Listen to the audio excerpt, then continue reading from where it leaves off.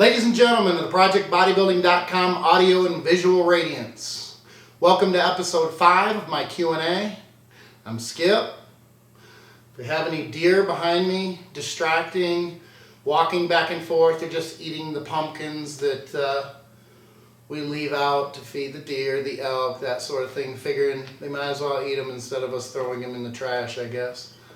So I'm going to hurry up and jump into these questions before the kids start wandering home and the dogs freak out and the bird goes crazy and that sort of thing. Question number 1. Do you enjoy competing and doing your own prep more than you do coaching other people's prep, or is it the other way around? Prep for me is, these days, relatively easy until about the last couple weeks. I've just done it for so long and so many times, and that translates to I'm fucking old, I guess. But I don't find my prep terribly difficult anymore, I guess. Prepping clients is just a completely different animal. I know I get far more anxious when I'm backstage, and I don't go to a lot of shows because a lot of my clients are overseas, in other states, that sort of thing. I certainly can travel and will if the client wants me there. But by and large, I'd say 9.5 clients out of 10, I'm not usually there. When I am, though, I'm pretty anxious. I find myself pacing and concerned. Clearly, I want them to do well, do the best that they can, not only from a business standpoint, but just seeing someone, whether it's a client or a friend or both, go through the process of of a prep, investing the time, the effort, the money, having their family make those sacrifices right along with them, from kids to wives to girlfriends to husbands to boyfriends, that sort of thing. It's certainly nice to see the payoff. So it never gets old prepping people. I also, though, have to add that I also enjoy working with the everyday person that's just making a transformation, making themselves healthier and just dropping that weight. Sometimes that changes their lives. This isn't rocket science. I'm not doing open heart surgery or anything like that. So I think I have it in perspective, but I still think that the impact that I or people in my position that do what I do can have on other people is it's pretty rewarding. So I certainly enjoy the aspect of working with clients for their prep far more than I do doing my own prep. I'm kind of indifferent to my own prep. Take it or leave it. Let's see. The next question. Skip, is there any real 50 milligram VAR tabs out there? All the shit up here is 50 milligram tabs. I'll tell everyone it's fake. I got it one time and it was absolutely fake. But I feel like no matter who you get it from, 50 milligram tabs of Anavar are fake. It's a pretty broad question because, one person or one company could put out 50 milligram Anavar and it would be great, and someone else could put it out and it's D-ball or Anadrol or something cheaper. Anavar, by and large, is large majority of the time is faked, probably more than the other stuff because it just plain costs more. It's kind of supply and demand. Capitalism at its finest, I guess. It's not cheap. It's relatively expensive. So it's not uncommon for it to be faked. It's kind of like Serostim GH versus China GH. I mean, it doesn't make a whole lot of sense as far as the profit margin is concerned to fake GH, generic GH or GH from China when you have the opportunity to fake Serostim and get so much more money for it. So Anavar is fake quite a bit, but as far as whether the 50 milligrams that everybody is getting or the caps or tabs or whatever, it's just too hard to say. I will say that there is real Anavar out there, and that's about all I'm going to say on that one. Next question. How did you get your nickname Skip? I've told this story quite a few times, so I'll try to get the Cliff Notes version. Clearly the person who asked hadn't heard it. I respect that. It's a message board issue. When I first got on the message boards in early 2000, I had been told, I don't even know by who, that I had a striking resemblance to skip liqueur from the neck up. I don't know if that still holds true. Personally, I think I'm way browner than he is. Maybe not right now, but usually. So it kind of stuck. I mean, it changed a little bit over the years. It started off as skip liqueur, and clearly I'm not skip liqueur, so I didn't want to give the misleading, idea that I was. So I changed it to, I don't know, Skip or Ken Skip. Let's see, it's been Skip, it's been Ken Skip Hill. I go by Ken Skip Hill now, so that there's no confusion. When I started prepping people in the very early stages, I was respectful enough to Skip himself that I didn't want to imply or give people the impression that I actually was Skip. I had a lot of people who would contact me in the early days of my prepping and being on the message boards thinking that I actually was Skip liqueur, and that's not when I was calling myself Skip liqueur. That's even after, when I was going by Skip and that sort of thing. It took years actually to get past potential clients contacting me thinking that I was winning top natural shows and that sort of thing. There were a couple times that I'd even work with somebody, and a couple months in they would say, yeah, I saw you compete at, this and this, and I'm thinking, oh crap, man, they they think I'm Skip liqueur. So in fairness, I mean, out of respect for the client and everything, I would just tell them flat out, look, I'm not Skip liqueur. You clearly think that I am. If that's going to be an issue with working with me, we need to figure something out now. I never really had a problem with that or with the clients, not wanting to work with me at that point. But it had been an issue for 4 years. I changed to Ken Skip Hill just to make it as clear as I could. I do go by Skip Hill quite a bit when I write and things like that on the internet now too, but I haven't had that misunderstanding or people thinking that I am him for a handful of years now. I did talk to him one time and I laughingly said, oh, I get clients sometimes who think I'm you. I would imagine you probably get one or two every now and then that think that you're me. And he looked at me with this look on his face and kind of scowled and went, no. That'll kind of bring you back down real quick, thinking that, apparently everybody knows who you are. I don't even know if it was true or not. I'd find it kind of hard to believe that at some point one or two people hadn't contacted him thinking it was me. But nonetheless, he said no, so my ego there was grounded again. Next question. Diesel. Okay, this is from the Intense Muscle Board. Can you elaborate on the... Excuse me. I have terrible sinus issues, and it is now cold for the last few days. And when there's a big temperature change like that, I have huge sinus issues. So I apologize ahead of time, but I'm probably going to do this more than a few times. Can you elaborate on the special mechanisms that happen within the body during a skip load day or even a shit loading day for that matter? Reason being, there are a lot of little scientists out there who think cheat day strategies are all a bunch of bullshit because of calories in, calories out, and that's in quotes, calories in, calories out.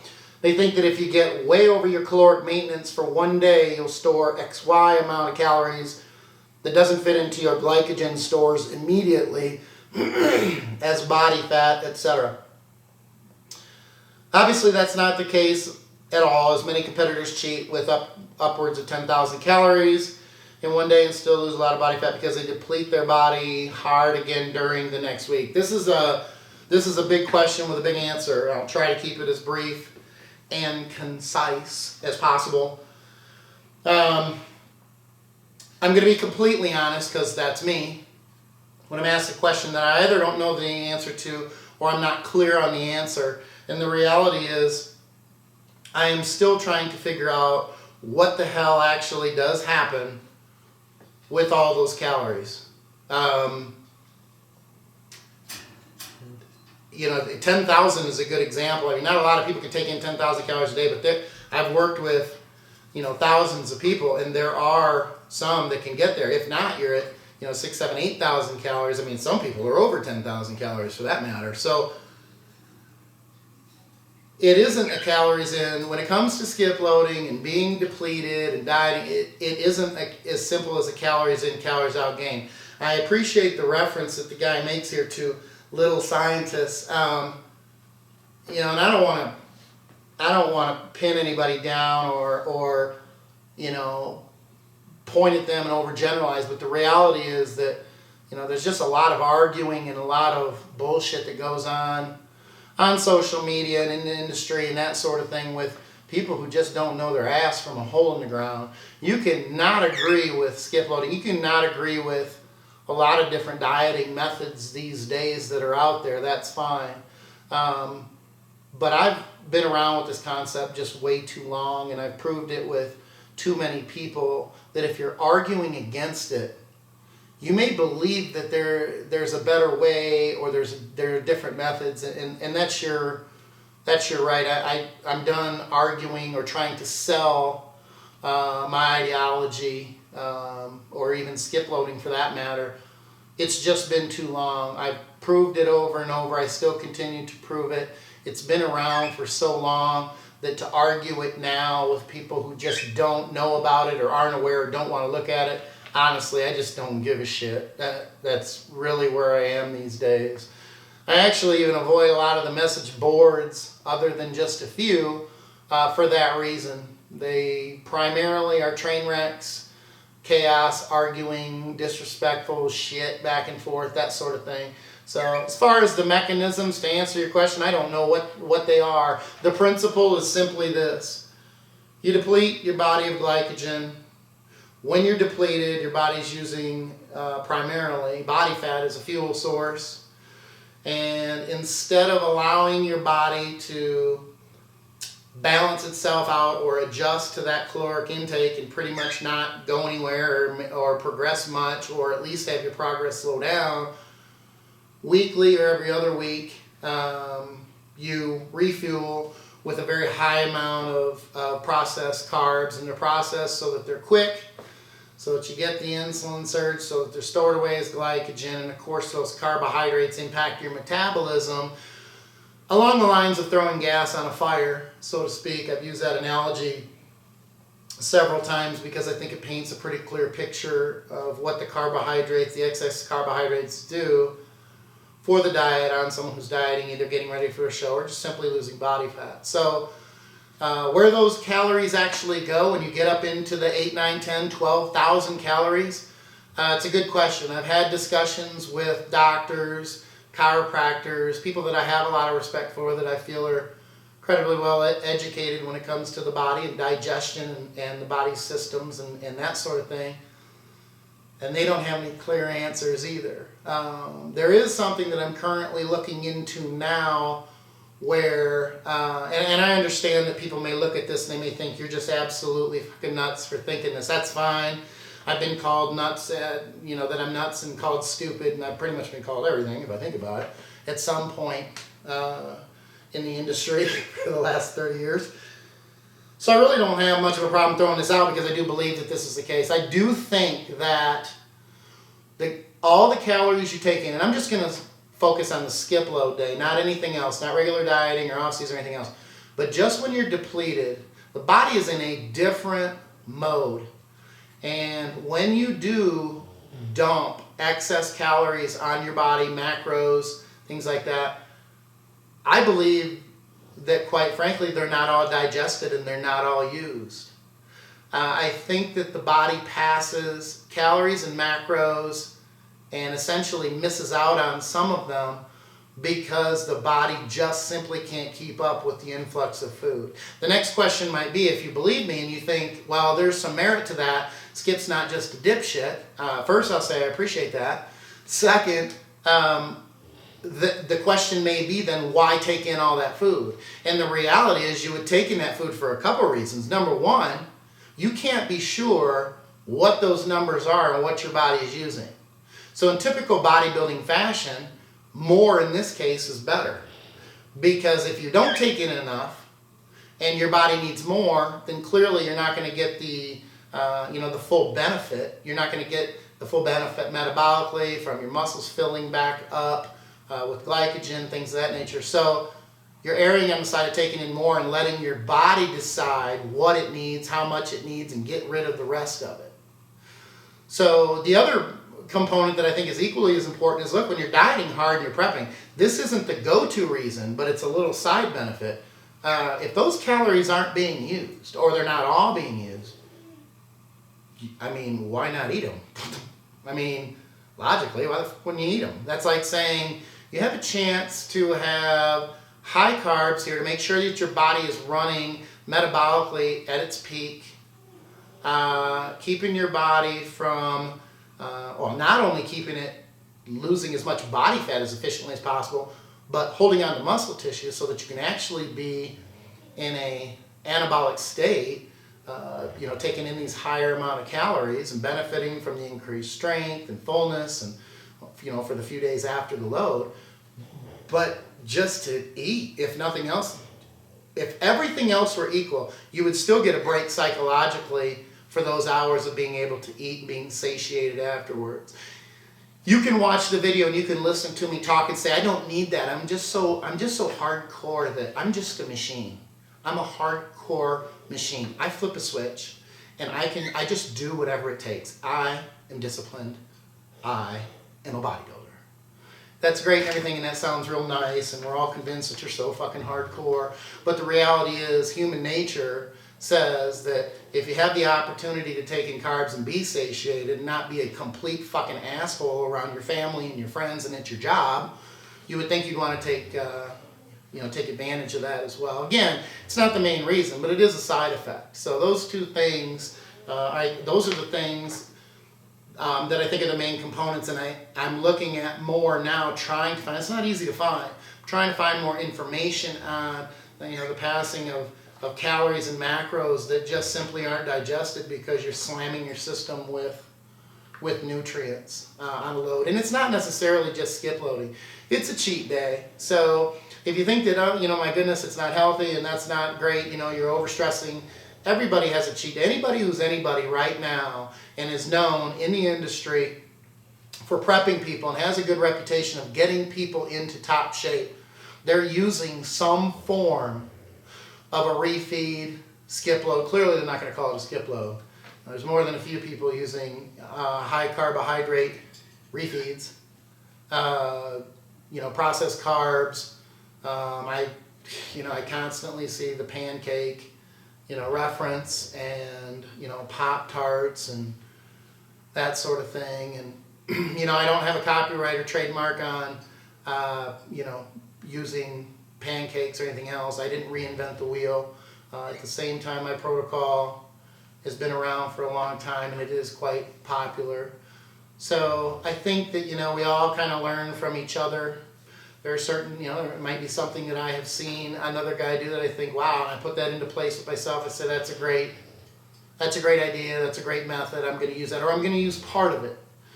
I think the difference is these days is people aren't very quick to give other people any sort of credit or respect. I'd like to think that I do that. I'd like to see more people do it, but you can't always do that. Sometimes it's like twisting someone's arm to get any goddamn respect these days. But anyway, I digress.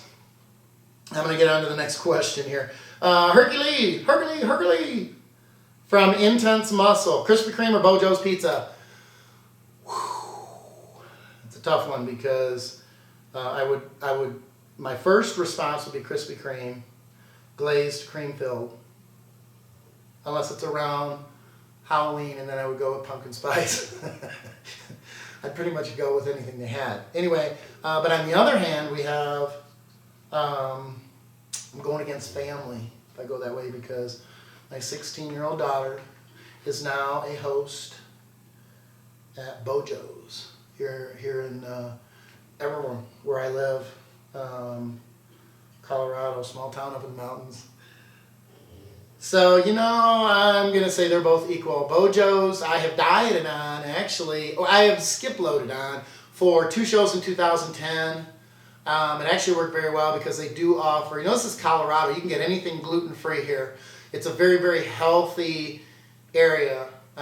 In the United States, when they do polls or surveys or whatever about the healthiest places in the United States, Colorado, and specifically the Denver, Colorado Springs area, is always in the top 5, if not the top 3. I think that it goes 1-2 with Hawaii for the healthiest places, at least this last year. It's always in the top 5 for obscure, maybe not obscure, maybe that's not fair, but things that you wouldn't think about, like city with the most women-owned businesses, things like that. So anywhere you go, anytime I'm out, I mean, I'm dodging bicyclists going up and down the canyon, you know, inline skating, hiking, running. People are out all the time here. So they want to eat well, and there's a lot of options here for food that you wouldn't otherwise get in a lot of other cities that aren't terribly health conscious. So we have a lot of fast food that actually, I don't know if it's really technically fast food in the traditional sense, but we consider it fast healthy food, like the Tokyo Joes and things like that, where you can get brown rice with mahi with your choice of vegetables, and you know, you can have it in 4 minutes. I mean, it's a pretty sweet gig. Phil Heath, I'm sure that if any of you follow Phil Heath, you've seen him on Score or Facebook or Twitter, and you know, he's saying you're checking into, you know, Tokyo Joe's here in Colorado. I think it's only a Colorado thing now. If it expands, it'd be great, because you guys would really, you know, it's always nice anytime that you can get, you know, the convenience of getting healthy food kind of on the go. So, but Bojo's, like I said, I've gotten ready for that. I've used it for skip loading. They have not only a gluten-free option with pretty much every pie on their menu, but they also have the low-fat variations. I know I got one over and over and over when I would load for 20 weeks prior to shows in 2010. I pretty much dieted the whole year that year for 2 shows. And it was chicken breast, pineapple, onions, and mushroom on a combination mozzarella feta. What do I want to say? Cheese or topping or whatever. The crust is I call it floury. It's not heavy like a fat ass old Chicago's, like a gut bomb pizza or a Pizza Hut. It's very floury, very light, airy, that sort of thing. So ton of carbs, fat's relatively low, and you can just pack that stuff away. Actually, I'm kind of hungry for Bojo's now that I thought about that. Sad from Intense Muscle. What guns, oh, this is awesome. What guns do you, I like off-topic shit. What guns do you have and use? Do you hunt, shoot tactical, been to any shooting schools?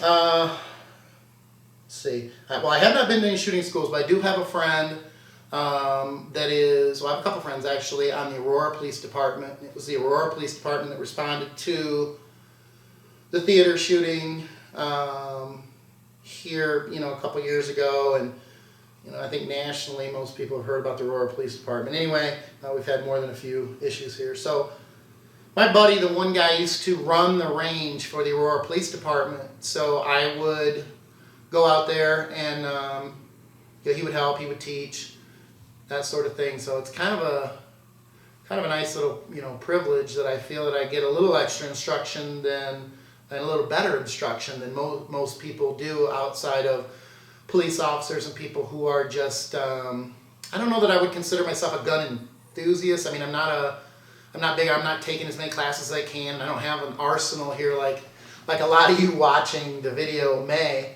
I don't have, you know, a bunker out back that's underground and reinforced steel and a water filtration system and that sort of thing. Not saying that's a bad idea. I've got plenty of neighbors up here that I've talked to in my neighborhood that if the zombie apocalypse, I'll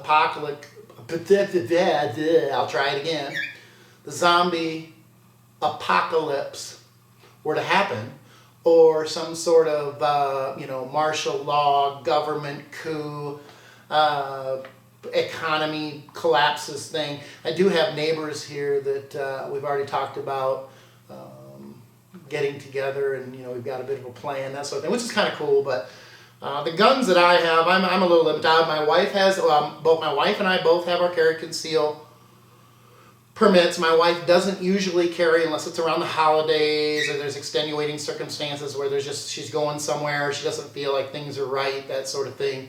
She'll carry. She's got a SIG 380. great gun, not big caliber, but at the same time, it's got hollow points, and ammunition has come so far these days that, even your 9mm spread is what a 45,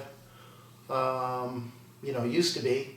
So it's the old adage that as long as you hit them and you're accurate, you'll probably be all right.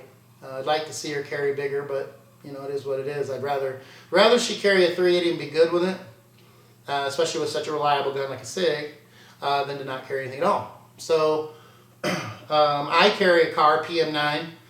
It's anybody who knows the gun, it's a single stack, so it's very easy to conceal. I tried a handful of guns before that. When I didn't know anything at all, I had an XD45 and decided that carrying an armored tank on my hip really wasn't very comfortable. It was also very exhausting to shoot because I'm kind of lazy and that sort of thing.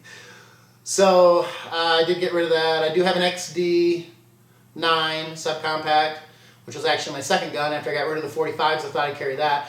That's not a bad gun. I don't mind carrying that, but it's still heavier than my car. A lot of people carry what they carry for many different reasons, and it's all personal. Some people like, a larger amount of rounds. A lot of people like the bigger caliber.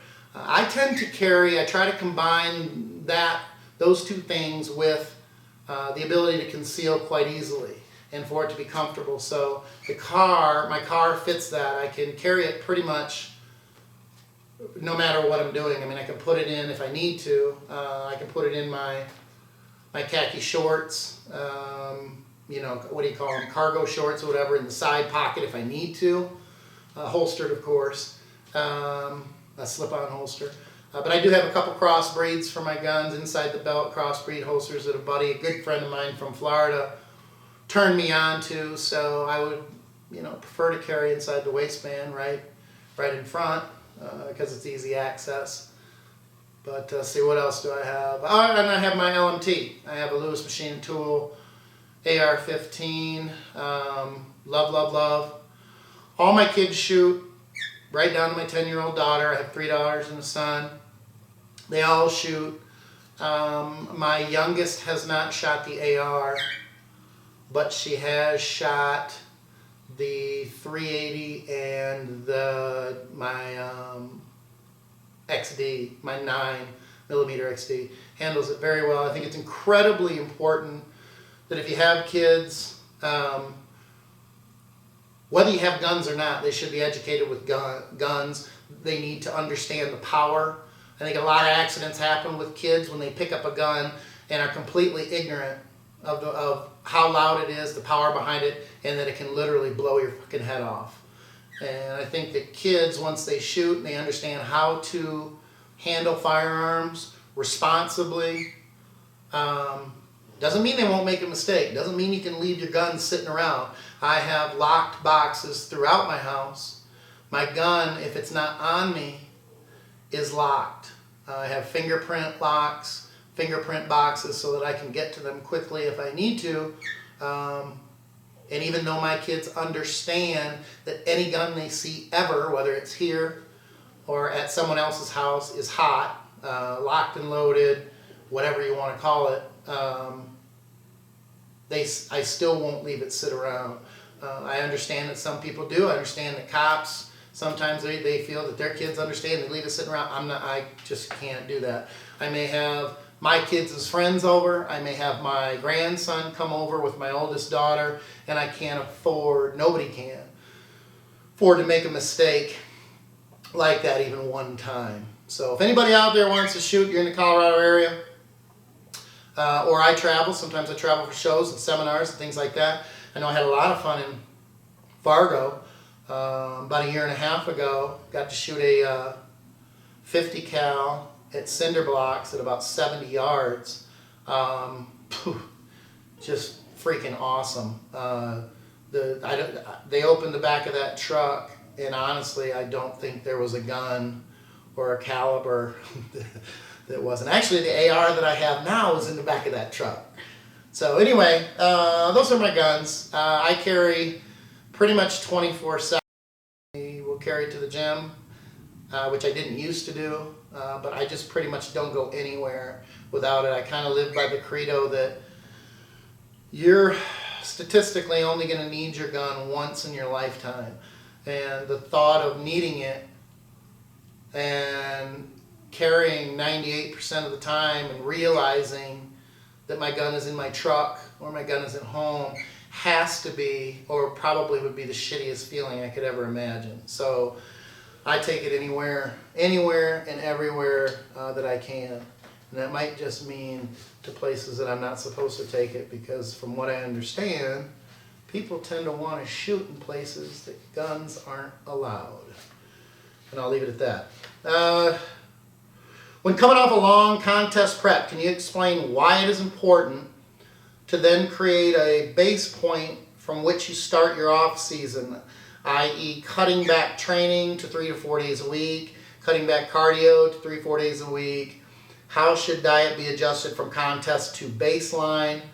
Also, how should you stay at this baseline for before going on to the off season? I think basically, there's a lot of questions in here, but I think basically what the person is saying is, how do you make the adjustments of coming off a prep into the off season with your training and cardio and that sort of thing? The trend here, or what's popular now is, everybody wants to call it reverse dieting. You got to come off a show, you got to stay in condition, you got to reverse diet and everything else. And I think that's great. I'm certainly not going to knock it. I think it's awesome. I think that out of 10 people who plan that, I thought I saw a deer. 7 of them don't do it. It doesn't work. Oh, I'm going to take a few days, or I'm going to take a week. Well, once you take a week, for most of us anyway, not everybody, but for most of us, you end up putting on so much weight that, of course, then it's lost, and then the idea of reverse dieting and staying so lean isn't anywhere near as possible or as appealing as it was when you were actually ripped 1 week before the show. So everybody's got this great idea about how they're going to stay so ripped and they're going to stay in such great shape, but the small majority of people do it. I think it's a great idea. It definitely proves your discipline and your commitment, to be quite honest, because it is not easy to do. Coming off a show, the mental struggles and everything else, it's very, very easy to throw it in. Not necessarily get fat and not give a shit, but to stay disciplined enough to stay lean is not very easy to do. And if you think you can let it slide for a week or two and then come back and get on your diet, good luck. That happens about 1% of the time. It just doesn't work for most people. So how to make that transition? Again, this is a very black and white question. I say this a lot, but a very black and white question with a very gray and individualized answer. So, I can't answer the question specifically without knowing this one person's specific situation. How much cardio are you doing is going to depend on how much you cut it back. Where you are metabolically, do you tend to rebound a lot? Do you have a fast metabolism, slow metabolism? Have you had to diet during that prep or during that diet phase ridiculously hard to get lean, or ridiculously aggressively, or has it been relatively easy to do and your calories have stayed high? There's so many variables. I would say this. There are a couple rules of thumb that you can use as guidelines and then kind of adjust from there if you're doing your diet and you're doing all your planning for your nutrition and transitioning after a show all on your own. First rule of thumb is, if you're doing double cardio, immediately go to single cardio. Don't change your time, because what this will do, the time of the session, I guess. I need to finish my thoughts before I go on to the next one. It's a challenge that I have. I get it. What that'll essentially do is cut your cardio in half. It doesn't have to be exact, but approximately, if you go from 2 sessions a day to 1, that's going to cut your cardio roughly in half. With that cardio, I would say do it away from your workouts so that it's opposite. There's always more of a metabolic effect, in my opinion, with cardio that's separate from weight training. What that'll do is that'll give you an immediate cut of 50% of your cardio, and that'll give, after a week or two, that'll give you the opportunity to measure or to evaluate whether you can cut back anymore, because you do want to cut back if you can. Coming down to those 3 or 4, like this guy mentions here, 3 or 4 days a week is great. If you have a really fast metabolism and you have a hard time gaining weight and gaining muscle, then cutting back to a couple times a week is good. If you can't, still are struggling, cut the cardio. I'm a cardio guy, not only for recovery and staying lean, but just the health benefits of doing cardio. It's completely different. A lot of people think, well, my heart rate is up when I do legs, so I don't need cardio. That is not true. Well, it's true that your heart rate is up, but it's not the same thing. It's two different fuels. When you're weight training, your fuel is glycogen, and so it's just different. So when you're doing cardio, clearly you're looking at body fats, oxygen consumption, that sort of thing. So it's a completely different, it has different effects on your heart, let's put it that way. So the cardio from doing the exercise, doing the aerobic exercise, it's more oxygen consuming, is going to be better for your heart than the weight training is. Now, just so that no one is confused, I am not saying that weight training does not impact your metabolism. Just want to be clear on that. So I'm just saying that a lot of people disregard or put aside the cardio thinking, well, I'm training hard or I'm training 5 or 6 days a week, and I don't think that's a good idea.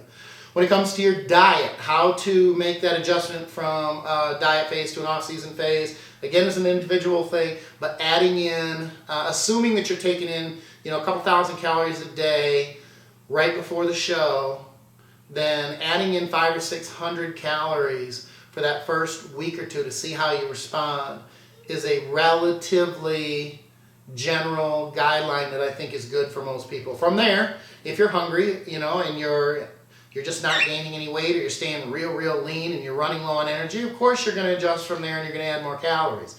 But stepping up in that 300 to 600 calorie range, either by the week or every couple weeks, maybe even 10 days, is a guideline that won't allow you to gain so quickly that you can't pull it back in.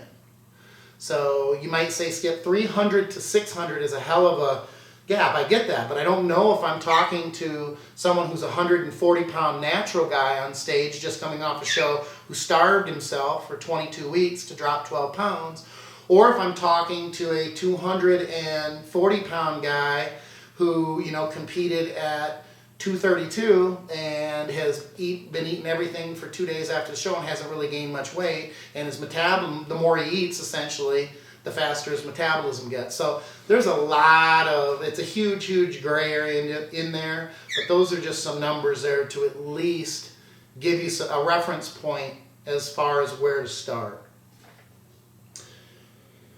Herbal versus pharmaceutical diuretics. That's a statement. Kid Rock. That's not a question. There's not even a question mark after it. I think essentially what he's saying is, which ones are better. The easiest way to answer it is herbal over the counter for a natural guy, and I'm a Diazide guy when it comes to enhanced. So I am not about, I went into this in a lot of detail on the PED show on Projectbodybuilding.com. Actually, it was part 2, so it won't air till Monday, which would be about the 11th, 10th, in there somewhere. It's off the top of my head. I don't even know what the date is today. 6, something like that. Anyway, Diazide to me is the most predictable of the pharmaceutical diuretics. I'm not a Lasix guy. It's too unpredictable. I go into that on the show as well in detail. You can be in great condition and 20 minutes later you're fighting to keep it, or you're fading, or you're going flat. It's very unpredictable, and it's very strong. So I'm not a big herbal guy unless you're natural. And if you are natural, you want to throw that in there, that's just great. I think I hear a kid coming down now. So there's one right there bringing the garbage can, and then the bird is freaking out. So I got a couple more questions here I'm going to get to. The important thing about Diazide is that you're not going to run it for too long. It's a very last minute type compound. You're going to use it when you're hydrated, because you're not using it to eliminate water or to dehydrate, but just to shift water in those last 24 to 48 hours.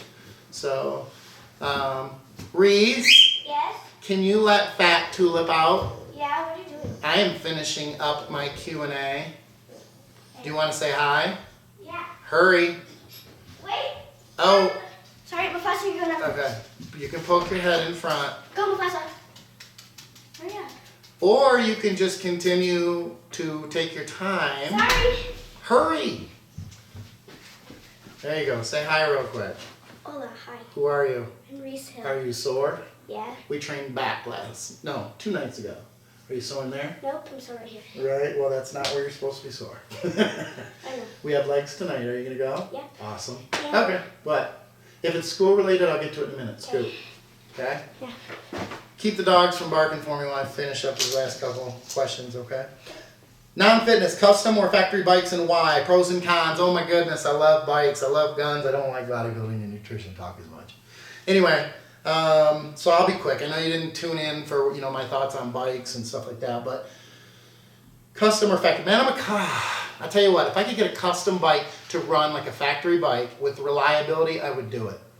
Actually, I tried to do it. That's my Softail. I turned a black line into a bobber. Just this last year, it's about 6 months old now. Love it, but ideally, if I could go rigid, I would go rigid. I would, by just the carburetor issues here, I'm at 7,500 feet. I ride anywhere from 5,000 at 10 in the morning to 12,000 at 2:30 in the afternoon. And I just, for some reason, seem to have a lot of carburetor issues. And I'm not a wrench hand. I don't know shit about bikes. And you might say, oh, carburetors aren't all that complicated. Well, they might not be to you. But my dumbass is the one standing alongside the road just looking at it, wondering why it won't fucking start, and then trying to start it over and over and over. So, had a rigid last year. I'm an old school. I'm just a bobber guy at heart. I love the vintage bobber look. I like the sound. I like them fucking loud. I like S&S. I like bouncing off the seat, going down the road, forward controls, apes. I love it all. But I have a factory bike that I customed, and it's fuel injected, so someone will see it and they'll be like, oh, that's a nice bike. I like what you did, but it's fuel injected. You're cheating. I'm cheating because I want the reliability. And since I've had it over the last 6 months, every time I got on it to go, it started and it never stopped on me. So I actually have in my other Q&A, I think it was episode 2, I think, I did actually show my bike and my wife's bike. My wife has a blacked out 2013 Softail Slim.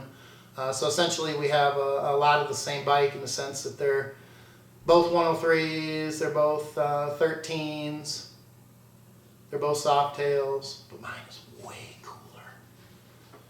Anyway, let's see, next question. Why are tattoos so rarely seen in pro-level bodybuilders, and why are they looked at in such a negative light? If you weren't in the fitness line, oh, that's another question.